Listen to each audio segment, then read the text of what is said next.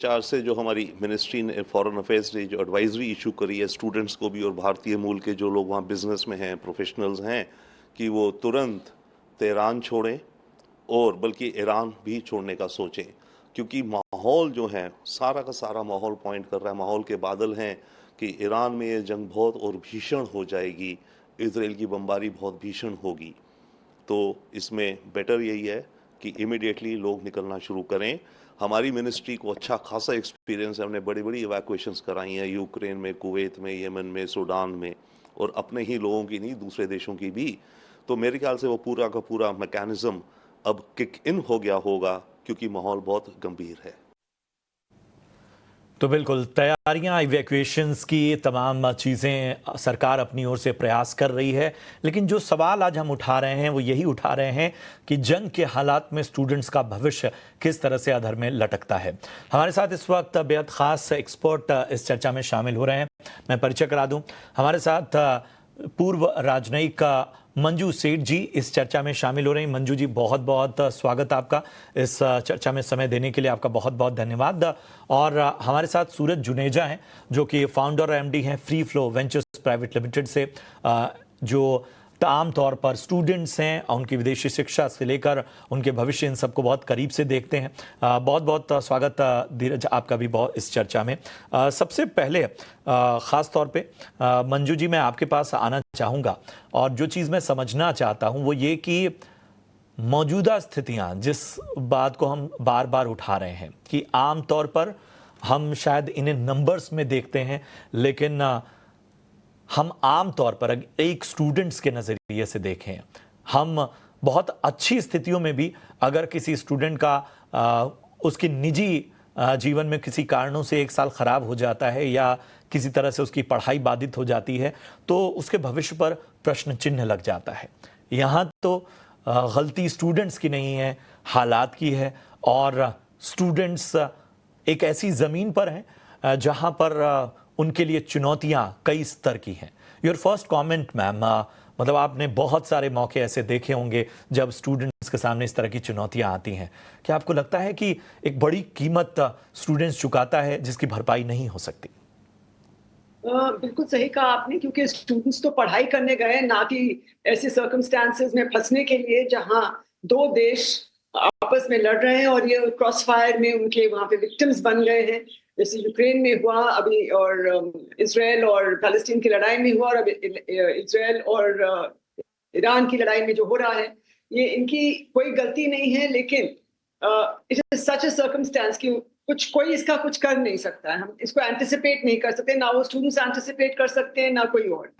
हाँ, लेकिन सिर्फ ये हो सकता है, यही कर सकते हैं कि जब ऐसी स्थिति बन गई है, उनका उनकी सेफ्टी, उनके लिए जो सुविधा कर सकते हैं, वो हमारा दायित्व बनता है, और जो हमारी मिनिस्ट्री कर रही है और हमारी एम्बेसीज कर रही हैं वहाँ पे, और बिल्कुल अच्छे से ऑलरेडी वहाँ से उनको इवैक्यूएट कर रहे हैं। क्योंकि आज हमने सुना है कि प्रेसिडेंट ट्रंप वहाँ से G7 की मीटिंग छोड़ के बोल दिया है कि आज बहुत स्पेशल कोई वो एक्शन लेने वाले हैं, और तेहरान के लोगों को बोला इवैक्यूएट करिए तेहरान से। तो ये बहुत एक गंभीर स्थिति बन गई है, और स्टूडेंट्स के लिए बिल्कुल बहुत एक not only for personal safety, but जैसे आपने कहा फॉर देयर करियर, फॉर दोनों पॉइंट ऑफ व्यू से कि बहुत ही चैलेंजिंग और बहुत ही दर्दनाक स्थिति है, जो मुझे लगता है कि उनको बहुत ज्यादा इम्पैक्ट करेगी। लेकिन इसमें जो चुनौती है, और जो वो उनको they have to face it, लेकिन इसके लिए कोई रिस्पॉन्सिबल ना वो है ना कोई और है, लेकिन वहाँ की स्थिति ऐसी बन गई है खाड़ी में। और जैसे पहले यूक्रेन में बना था, यूक्रेन रूस वॉर के दौरान, it is something which is anticipate नहीं किया गया, और जब अनएंटिसिपेटेड होता है तो थोड़ा ज्यादा मुश्किल होती है स्टूडेंट्स को, खासकर क्योंकि वो तो अपना अकेले वहां घर छोड़ के और वेरी यंग एज पे जाते हैं, तो उनके लिए बहुत एक लर्निंग एक्सपीरियंस भी है, लेकिन एक बहुत बड़ी मुश्किल का समय भी है, बिकॉज मेंटली बहुत ज्यादा उनको इम्पैक्ट करेगा। जब वो क्योंकि वॉर है चारों तरफ, उनको समझ नहीं आ रहा है क्या हम जिंदा भी निकलेंगे यहाँ से कि नहीं, जिंदा निकलेंगे कि नहीं, क्या क्या हो जाएगा हमारा, व्हाट विल हैपन, हमारी स्टडीज का क्या होगा। तो सारी चीजें उनके सामने एक बहुत ही एक डार्क उनको नजर आ रही होंगी इस वक्त, and I can empathise with them कि वो क्या उनकी हालत होगी। लेकिन इस वक्त उनको बिल्कुल एक स्ट्रॉन्ग अपने आप को रखना है और एम्बेसी के साथ कोऑर्डिनेट करना है। और एक और चीज जो मैं बोलना चाहूंगी, वेरी ऑफन स्टूडेंट्स जो जाते हैं पढ़ने के लिए अलग अलग देशों में, वो रजिस्टर नहीं करते एम्बेसीज में और कॉन्सुलेट्स में। मेरा उनसे यही अनुरोध है कि जहां भी पढ़ रहे हैं प्लीज अपना आप रजिस्ट्रेशन करिए, ताकि ऐसे मुश्किल समय में इमीडिएट कांटेक्ट हो सके और इमीडिएटली उनको रैली कर सके, उनको इकट्ठा कर सके और सेफ जगहों में इवैक्यूएट कर सके। बहुत वैलिड पॉइंट मैम ने बताया, और हम यही चाहेंगे कि जो भी स्टूडेंट्स, जिसको मंजू जी ने साफ तौर पर कहा कि जब भी आप विदेश में पढ़ाई करने जा रहे हैं, आपकी सेफ्टी और आपको बेहतर तरीके से हर मदद पहुंचे, आपको कहीं ना कहीं आपको सही से रीलोकेट किया जा सके, इसके लिए बहुत ज़रूरी है आपका डेटा होना।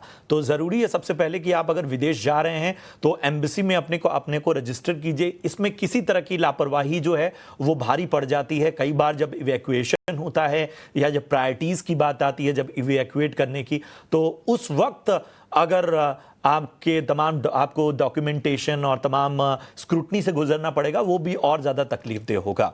इन सब के बीच में सूरज, मैं आपके पास आना चाहता हूं, और आप तो बहुत सारे विदेशी स्टूडेंट्स और तमाम चीज़ों को देखते होंगे, तमाम एंटरप्रेन्योर्स को भी आप बहुत करीब से समझते हैं।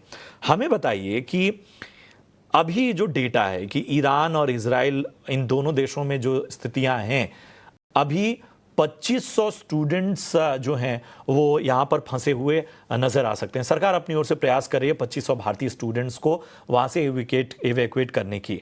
अब सबसे बड़ी बात मैं ये देख रहा था कि ईरान में भारत के 1500 से 2000 से ज़्यादा स्टूडेंट्स हैं, इजराइल में 1200 से 1500 के करीब यह आंकड़ा बताया जा रहा है, और ईरान में 1500 स्टूडेंट्स मेडिकल की पढ़ाई कर रहे हैं।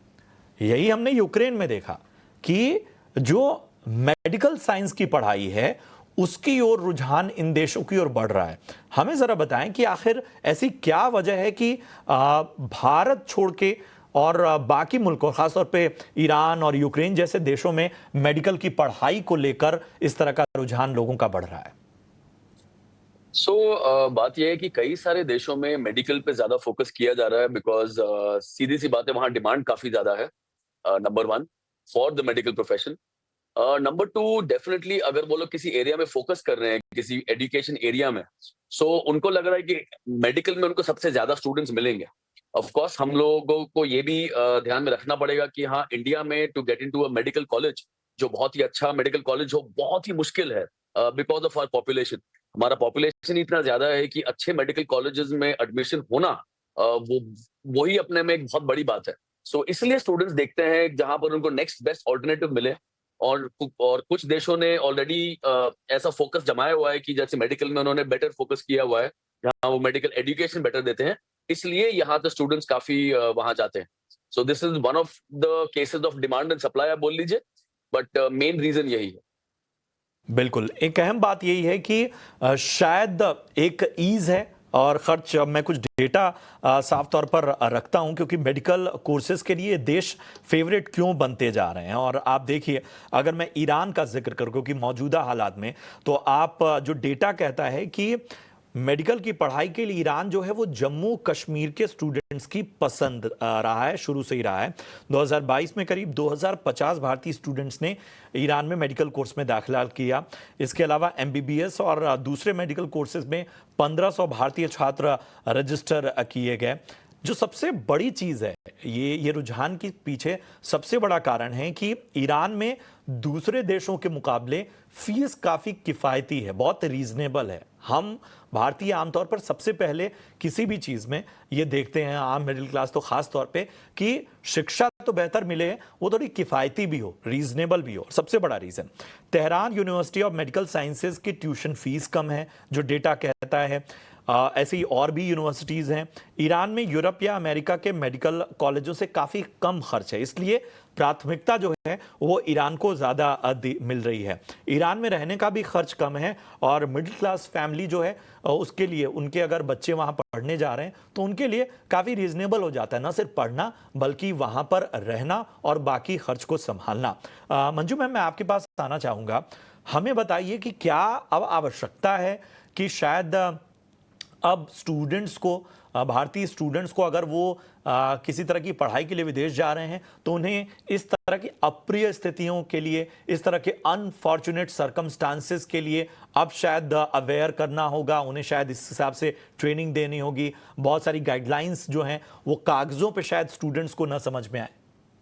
बिल्कुल, थोड़ा काउंसलिंग सेशंस जो स्पेशली खासकर जैसे मिस्टर दुनेजा जैसे लोग हैं और जो उनको फैसिलिटेट करते हैं बाहर पढ़ाई करने के लिए, तो उनको एक काउंसलिंग या थेरेपी की एक सुविधा देनी पड़ेगी। सरकार को भी करनी पड़ेगी कि आप पढ़ाई करने से पहले थोड़े 1-2 दिन काउंसलिंग और ऐसे सेशंस अटेंड करें, जिससे आपको पूरी क्लियर पिक्चर मिले कि क्या-क्या संभावनाएं हैं, क्या-क्या मुश्किलें आ सकती हैं। Not only in wars, conflict zones, but otherwise also बहुत सारी मुश्किलें आती हैं। कभी-कभी हर एक बच्चे समझते हैं वेरी ऑफन कि सब हर कंट्री विल बी जैसे यूके है या यूएस की तरह ही होगा, लेकिन बाहर हर विदेश ऐसा नहीं है। हर विदेश में, हर विदेशी कंट्री में अलग अलग सर्कमस्टांसेस हैं। कई बहुत वेल डेवलप्ड हैं।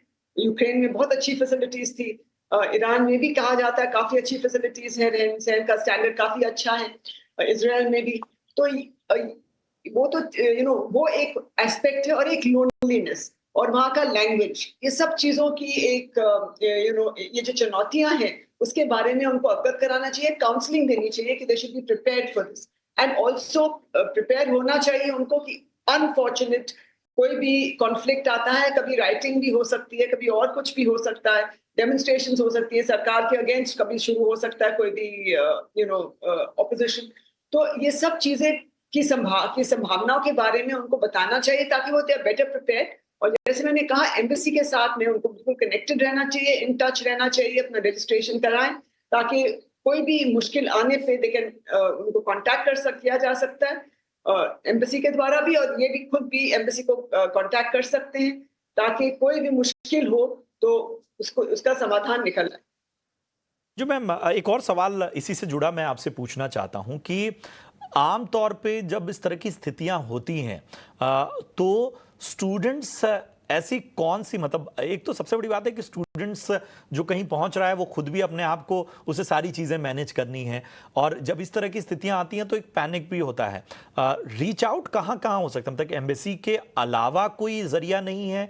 और अगर खुद, जैसे आप जिस काउंसलिंग की बात कर रही हैं, और वो अगर हम ख़ास तौर पे अहम पॉइंट्स को नेशनल टेलीविज़न पे अगर जिक्र करना चाहें, उसकी चर्चा करना चाहें, तो वो क्या है, मतलब किन बातों का विशेष रूप से ध्यान रखना चाहिए अगर कोई स्थिति आ जाती? क्योंकि मैं अभी एक वीडियो देख रहा था एक स्टूडेंट का, उसमें वो कह रहे थे कि उनके हॉस्टल के जस्ट बगल में धमाका हुआ है, उनके कुछ साथी उसमें हताहत हुए हैं, उन्हें समझ ही नहीं आ रहा है, मतलब वो कांटेक्ट भी अब क्या करें, वो इधर उधर भाग रहे हैं। तो मतलब थोड़ा साइकोलॉजिकली भी शायद उन्हें तजुर्बा नहीं होता है इतना। बिल्कुल नहीं होता है, और बिल्कुल एक नई जगह में वो full of dreams in their eyes जैसे कहते हैं, जाते हैं, तो उनके लिए तो बहुत ही, जब ऐसी चीज होती है तो बिल्कुल परेशान हो जाते हैं। बिल्कुल उनके अगर जैसे आपने कहा, बिल्कुल हॉस्टल के बगल में कोई धमाका होता है, वो तो बहुत ही ट्रॉमेटिक होता है उन बच्चों के लिए। और पहली दफा जा रहे हैं फुल कि हम पढ़ने जा रहे हैं और इस किस्म की स्थिति हो गई है, तो बिल्कुल काउंसलिंग बहुत जरूरी है जाने से पहले। और वहां पे भी डायस्पोरा के साथ भी, इंडियन डायस्पोरा मेरा मानना है हर कंट्री में काफी तादाद में है, काफी गुड नंबर्स में है, और उनके साथ भी इनको टच में रहना चाहिए ताकि उनको कल्चरली थोड़ा सा एक सहायता भी मिले और एक सपोर्ट भी मिले डायस्पोरा के साथ भी। और क्योंकि जो लोकल लोग हैं, लोकल वहाँ के रहने वाले जो डायस्पोरा मेंबर्स हैं, चाहे एनआरआईज हैं, चाहे पीआईओज हैं, वो इनकी मदद, और क्योंकि मैंने जब पेरिस में थी, हमने ये देखा था कि बहुत पीआईओज थे वहाँ पे, बहुत सालों से रह रहे थे। वो कोई भी स्टूडेंट्स को प्रॉब्लम आई थी, बीच में उनका कुछ वीजा इश्यूज आ गए थे, so many of them panic कर गए थे। तो स्टूडेंट्स के लिए डायस्पोरा ने बहुत एक जो डायस्पोरा ऑर्गेनाइजेशंस हैं उनके लिए उन्होंने कुछ मदद किया, उनके लिए एक इंटरैक्शन के लिए और कल्चरली उनको हेल्प करने के लिए कल्चरल प्रोग्राम्स ऑर्गेनाइज किए ताकि वो उसमें संभल जाए। और काउंसलिंग के लिए तो वो तो स्पेशलाइज्ड है एक्चुअली, लेकिन इसीलिए मैंने कहा सरकार को भी ऐसे ऑर्गेनाइज करने सेटअप करने पड़ेंगे फॉर स्टूडेंट्स गोइंग अब्रॉड, जैसे समथिंग लाइक जो हम लोग कहते हैं जो वर्कर्स बाहर जाते हैं उनको भी बहुत जो एक्सप्लॉइट होते हैं उनके लिए भी होना चाहिए। वो जो देयर जो हम लोग कोशिश करते हैं कि ऑथराइज्ड ये हैं, सब ऑथराइज्ड एजेंट्स हैं, ये सब है।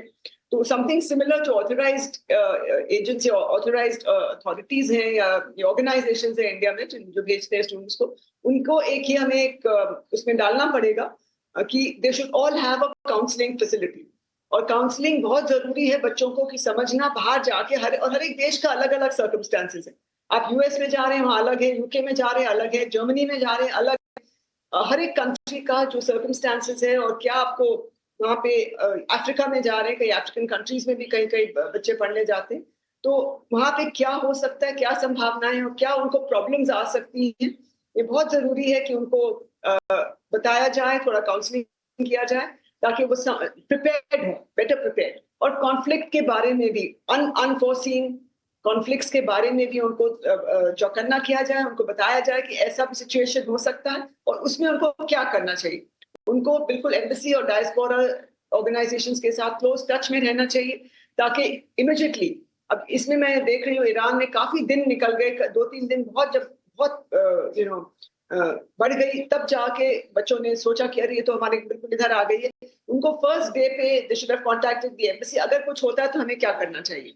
और एम्बेसी ने भी शुरू में एक्चुअली नोबडी एंटिसिपेटेड कि इतना बढ़ जाएगा, लेकिन उन्होंने फिर इमीडिएटली जैसे बढ़ने लगा तो उन्होंने सब बच्चों को कांटेक्ट किया एंड टोल्ड गूगल फॉर्म्स वगैरह पे कहा इमीडिएटली रजिस्टर करिए और यहाँ ये हम अरेंजमेंट्स कर रहे हैं, आप यहाँ पहुंचिए, और बसेस में बैठा के उनको ले गए। Embassy person was also there with them. तो ये सब जो वहाँ पे लोकल अरेंजमेंट्स जो हुए हैं और ये डायस्पोरा के साथ भी मिलकर होते हैं वेरी ऑफन, और या लोकल और लोकल शायद अब स्टूडेंट्स को, मतलब ये दुनिया बदल रही है जिस तरह से, उसमें स्टूडेंट्स को ये भी बताना होगा कि किस देश के साथ हमारे किस तरह के रिश्ते रहे हैं। करियर अपॉर्चुनिटी भी तलाशते वक्त शायद इस पहलू को भी अब समझना आवश्यक हो जाएगा कि आप जिस देश में जा रहे हैं वहां से हमारे संबंध किस तरह के हैं, या पूरी दुनिया में उस देश को लेकर किस तरह का माहौल बदल रहा है। शायद इस लिहाज से भी अवेयर होना होगा। मैं एक आंकड़ा रख देता हूं जो बहुत आवश्यक है, खासतौर पर विदेश में पढ़ाई करने वाले स्टूडेंट्स के लिहाज से, जो डेटा कहता है और बाकायदा सरकारी आंकड़ा है ये। 1 जनवरी 2024 तक जो डेटा खासतौर पे सरकारी आंकड़ा लोकसभा में एक प्रश्न के उत्तर में जवाब दिया गया, उसमें 13 लाख भारतीय छात्र इस वक्त भारतीय छात्र जो हैं विदेश में पढ़ाई कर रहे हैं।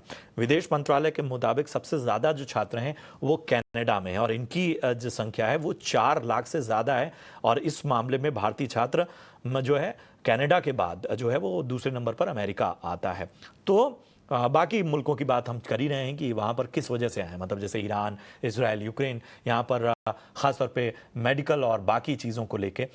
मैं सूरज आपके पास आना चाहूँगा, हमें ज़रा बताइए कि ट्रेंड्स क्या कह रहे हैं, मतलब आप लोग जो देख रहे हैं खासतौर पे जॉब को लेके, बाकी चीज़ों को लेके। आप कह रहे थे मतलब हम कोर्सेज तक ही सीमित नहीं रह सकते, मतलब उसका आउटकम भी है जिसकी बात आप कह रहे थे। थोड़ा मैं विस्तार से जानना चाहता हूं, क्या चूंकि भारत के बारे में कहा जाता है कि यहाँ R&D पर बहुत ज़्यादा खर्च और बहुत ज़्यादा फोकस नहीं है, क्या वो इन जगहों को ज़्यादा बेहतर बना रहा है?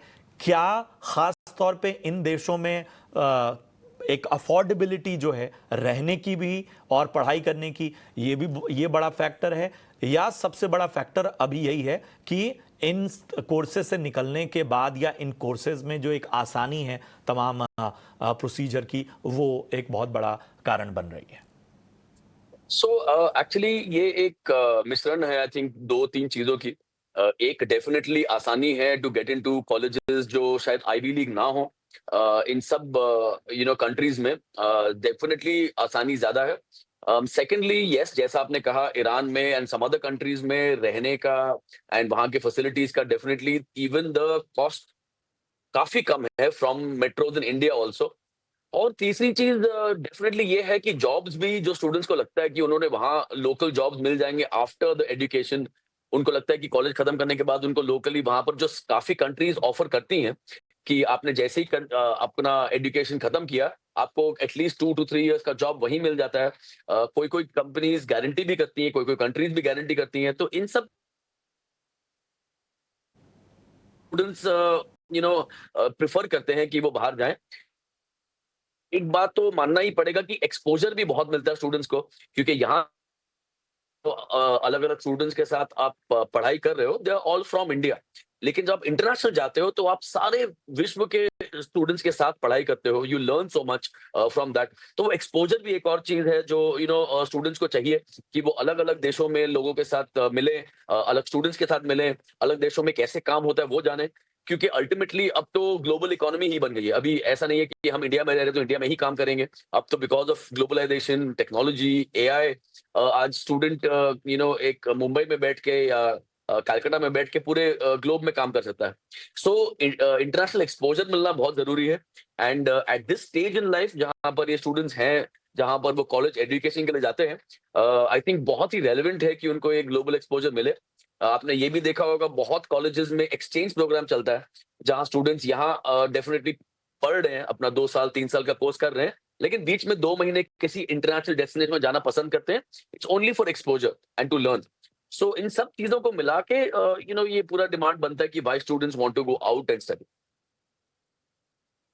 मंजू जी, मैं एक आखिरी सवाल के साथ आपके पास आना चाहूँगा। क्या अब हमें थोड़ा सा इस दिशा में भी सोचना होगा कि ये जो विदेशों को लेकर, मतलब मैं ऐसे नहीं कह रहा हूँ कि विदेशों में पढ़ाई को लेकर जो स्टूडेंट्स हैं उनका रुझान नहीं होना चाहिए, जिसे बेहतर उनका चुनाव है, लेकिन शायद ये जो सहूलियत वाला पोर्शन है इस मामले में थोड़ा हमें भी अब लचीलापन दिखाना होगा, खासतौर पे मेडिकल कोर्सेज को लेके। हम मानते हैं कि स्टैंडर्ड हाई होने चाहिए, लेकिन केवल इस वजह से इस तरह का माइग्रेशन ये भी तो ठीक नहीं है। हाँ, बहुत हद तक ये सही है, लेकिन I think the share numbers, जैसे इन्होंने भी कहा कि बहुत नंबर्स इतने हैं कि इतनी फैसिलिटीज ही नहीं है इंडिया में। एडमिशन इज वन थिंग, इसीलिए एडमिशन इतना मुश्किल है, क्योंकि अगर हमारे पास इतने मेडिकल सीट्स होते, मेडिकल कॉलेजेस होते, और खासकर सरकारी, क्योंकि प्राइवेट सेक्टर वाले तो काफी बढ़ते जा रहे हैं, लेकिन उनके बहुत एक्सपेंसिव उनके फीस बहुत हाई है। और जो गवर्नमेंट के हैं, many of them unfortunately level इतना अच्छा नहीं है, स्पेशली खासकर छोटे कई शहरों में। मेन मेट्रोज को छोड़ के, main well known medical colleges हैं, उनको छोड़कर अनफॉर्चुनेटली इतना हाई लेवल ऑफ परफॉर्मेंस और हाई लेवल ऑफ वो नहीं है, जिसको बिल्कुल सरकार को और इसके ऊपर तवज्जो देना पड़ेगा, इंपॉर्टेंस देना पड़ेगा, ताकि एक वो नंबर ऑफ सीट्स बढ़े, एक level of education, level of the studies and of the medical education is at a certain standard level। सरकार ने बना रखा है कि ये सिलेबस है, ये है, पर अनफॉर्चुनेटली वो इतना बढ़िया मेंटेन नहीं कर पाते हैं हर एक across the country, across the board. तो ये उसके ऊपर भी थोड़ा ध्यान देना होगा। और जैसे आपने कहा, डेफिनेटली बाहर, दैट्स वन थिंग इज कि जब बाहर जाते हैं तो उनका चॉइस है कि उनको वहाँ अपॉर्चुनिटीज मिलेंगे, क्योंकि इंडिया में करने के बाद भी बहुत अपॉर्चुनिटीज एग्जिस्ट करते हैं जो रूरल एरियाज में, स्मॉलर टाउन्स में, जहां लोग पसंद नहीं करते, क्योंकि वहां पे एक तो सैलरीज भी कम होती है और लोग जाना नहीं चाहते, बच्चे फर्स्ट पोस्टिंग या फर्स्ट अपनी जो है वहां पे रूरल एरियाज में इंडिया में नहीं काम करना चाहते। एक ये भी एक सेटबैक है, और ये भी एक फैक्टर है जो इंडिया में लोग इतना पसंद नहीं करते हैं पढ़ाई करना।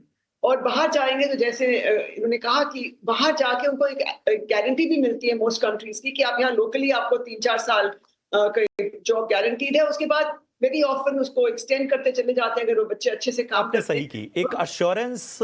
और जाहिर सी बात है कि अगर हम कहीं जा रहे हैं, हम किसी देश में जा रहे हैं, तो शायद उसके बारे में जानकारी पहले लेते हैं और शायद हम उदाहरण देखते हैं कि क्या मेरे इलाके से या मेरे देश से, मेरे राज्य से, मेरे क्षेत्र से कोई वहां जाके बेहतर बन पाया है। जब वो उदाहरण हमारे सामने आता है तब हम इन देशों का रुख करते हैं। यही वजह है कि इस तरह का हमें रुझान देखने को मिलता है। ये एक दिन की कहानी नहीं है। अगर स्टूडेंट्स इतने बड़े पैमानों पर इन देशों में जा रहे हैं जहां रिस्क है, तो इसका मतलब है कि इस रिस्क के साथ लंबे वक्त तक संभावनाएं हैं।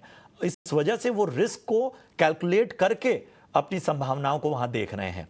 तो इन सारी चीजों में सवाल यही है कि जंग चाहे कहीं भी की हो, सपने जो हैं वो सबसे पहले मरते हैं। परिवार के मरे, आम लोगों के मरे, स्टूडेंट्स के मरे। सवाल इसका भी है कि क्या शायद हमें बड़े रिफॉर्म्स की आवश्यकता है अपने एजुकेशन सिस्टम में, ताकि हम इस माइग्रेशन को रोक सकें।